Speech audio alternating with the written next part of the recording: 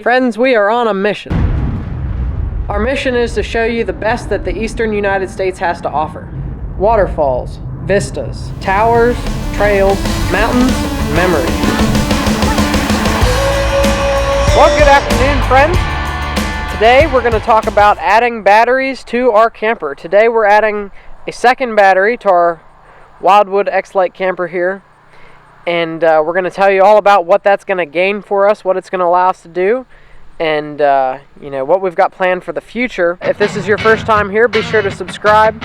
We've got all kinds of content as it relates to the technical aspects of RVing, but also we've got a lot of vlogs showing you the best of the eastern United States, and there's a lot more to come in the coming weeks. So here's the deal, friends. If you've been following along, you may know that when they designed this particular camper, they pretty much did everything they could to make my life miserable, and this mess that we've got going on here is no different. As you may be able to see here, I've got our original battery down there. It's still hooked up because I have the fridge and stuff on in the RV because a short time between trips, and we are in the process of preliminary packing for our long trip that we've got coming up here. And so let's talk about that real quick, right? We're leaving on Friday to go on our trip south. We're headed to North Carolina. My plan is to leave after dinner time around on Friday and drive to like midnight or 1 o'clock and stay at a Cracker Barrel parking lot or Walmart or whatever we happen to come across.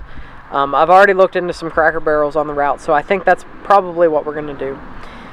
And then we're going to dry camp essentially that night, and then we can't check into the campground that we're going to till 2 p.m. the following day. So that's presumably when we will have electric hookup. So we've got to go from 6 p.m. to 2 p.m. the following day. That's like I think it's like 20 hours.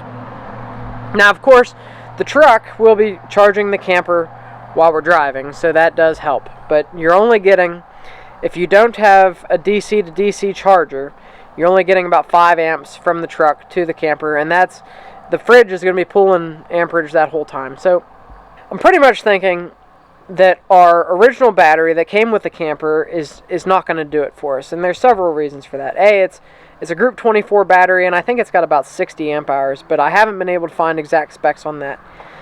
However, that's kind of irrelevant. What is relevant, though, is it has not completely been maintained properly. It has been run dry, which you're not supposed to do. You're not supposed to go below 1/3 charge with a deep cycle lead acid battery. You are not supposed to go below 1/3 charge, and I don't know, 3 or 4 times probably this one's been, and that's because I didn't know any better or forgot or whatever the situation may be. I know that the battery that we have is small with low amp hours and has not been maintained properly.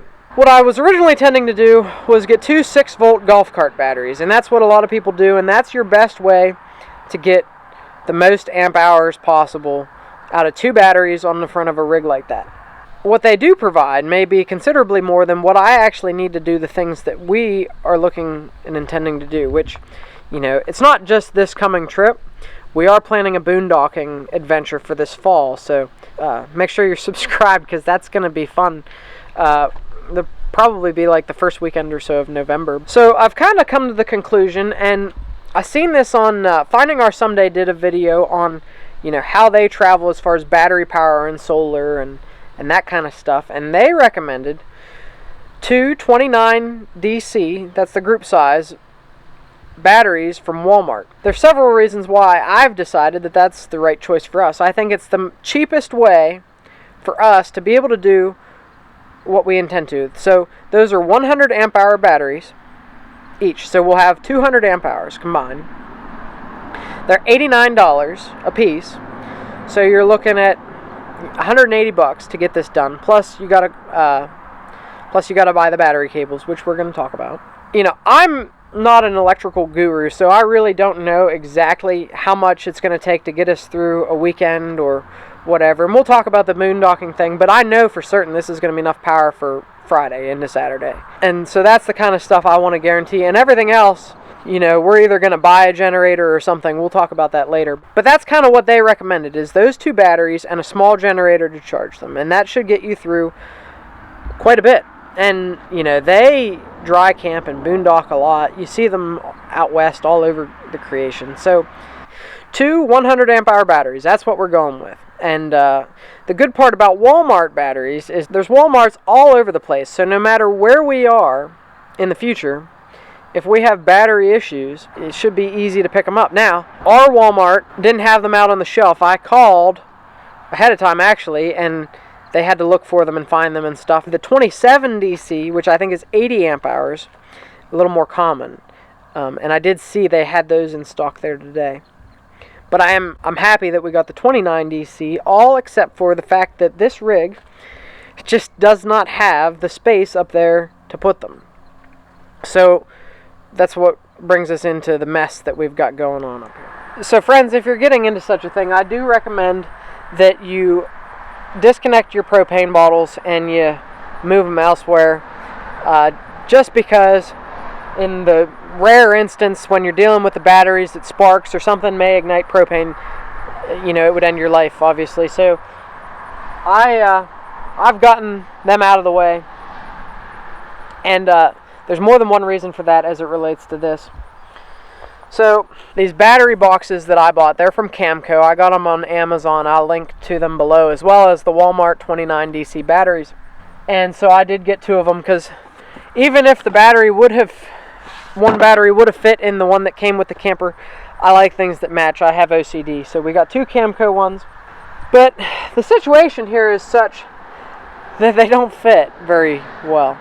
And so I've been brainstorming since I've realized that they don't fit.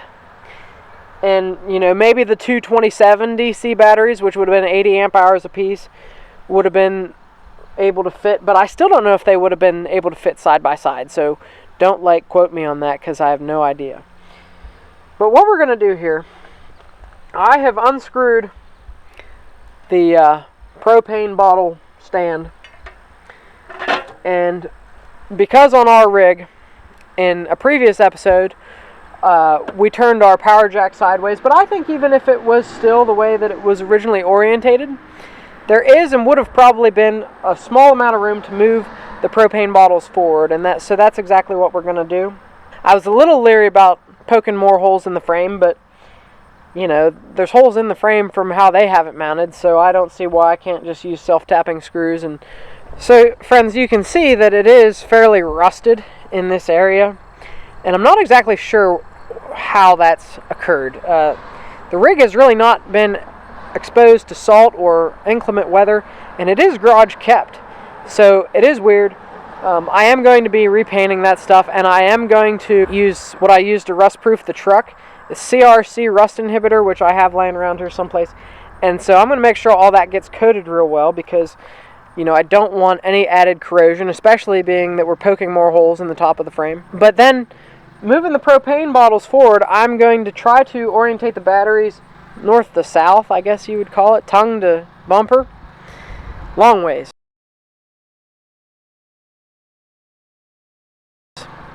So friends, we have been at this for quite a while, quite a few hours in fact, and we've really gotten nowhere. We're still in the idea process here. But sometimes all it takes is a little bit of a different perspective, and sometimes even from a different person. And so I'm out here fumbling around trying to figure out how to make this work. And Rachel says, why don't you just put them on top of the frame? So I said, okay. So as you can see here, they're going to fit just like this. Now, this is not the permanent bracketry that we're going to use. I got to fabricate some stuff, but they fit just nice here. Here I'm thinking I got to move my weight distribution brackets. I got to move propane tanks. I got to be poking more holes up here. Now, in this particular instance, we are going to be poking holes. The brackets that I'm going to be doing here, I'm going to be self-tap screwing into the top of the trailer frame, which not a huge fan of, but at the same time, the alternative was moving the propane tanks forward and drilling more holes. So, you know, the people that built the trailer, they've got holes in the top of the frame here where the propane tanks sit.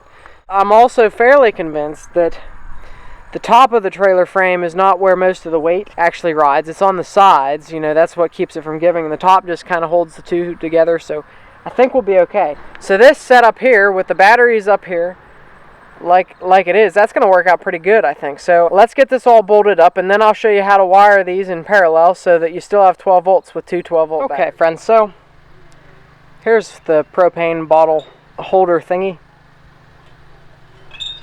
Friends, that has to be, without a doubt, the worst coated metal product I've bought or seen or dealt with in a long time. I mean, the thing was totally rusted.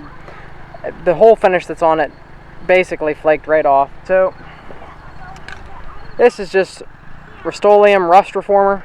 I'm not saying it's the best product out there. I've used it a lot, though. It's kind of something that I use when I don't have time to actually prep something and do it the right way.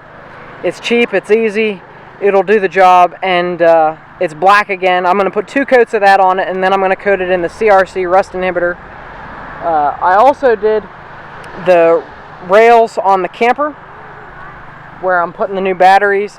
I coated that in the rust reformer just to make it black. I'm also going to coat all that stuff in the rust inhibitor, the CRC rust inhibitor, but I'm also going to do a second coat of the rust reformer on it. The good part about that is it does dry fast, so I'm going to throw another coat on it real fast, and then I'm going to put the battery boxes together so I can show you how to wire it.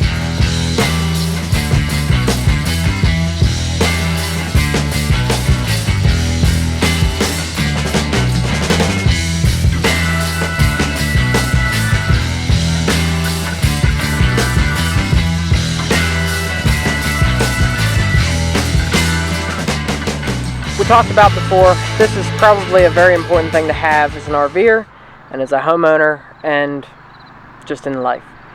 You want to set this to 20 volts DC because batteries are DC. So you want the 2 batteries that you're using to be at equal rates of charge when you connect them together. Both batteries are at 12.54 volts, so they're at an equal charge, so that's kind of your second priority. I'm skipping ahead. The first step is you should have 2 batteries that were purchased at the same time that are brand new and are of equal capabilities. So like basically you want the same battery and you want brand new ones when you're first doing this. And when you replace them, unfortunately you gotta do both at the same time. It's just just kind of the way that it is. Otherwise your charge or your power capability, you're only as good as your weakest battery. So if you're using one old battery with less amp hours, you're only going to have double the less amp hours, I guess. And I don't even know if you get double. I think that's why the 2 6-volt batteries gives you more time. But that's for someone with a little more knowledge than me to tell you about. I am trying to do this the cheapest way to get what we need accomplished. That means getting through a weekend of boondocking with just being able to maybe charge with a generator once throughout the weekend. And to keep our fridge going while we're traveling long distances without hookups. We have a 12-volt fridge. We do not have propane capability with the fridge, so we got to keep the fridge going. And even coming Friday, if it's cold, we may want to run the furnace, and that blower on the furnace, that uses a good bit of power. So we'll see, in real life how this works. So make sure you're subscribed and follow our journey, because we're going to be talking about this in the next episode. Stick around for that. But let's get these in the boxes. Something else I should share is these things are incredibly heavy. So you don't really want to do any kind of shortcuts when it comes to mounting these on here. I hope that what I did is sufficient. It just kind of is what it is. This is the way it had to be. But I'm glad I didn't do some of the stuff I was thinking about. But I think we should be good to go.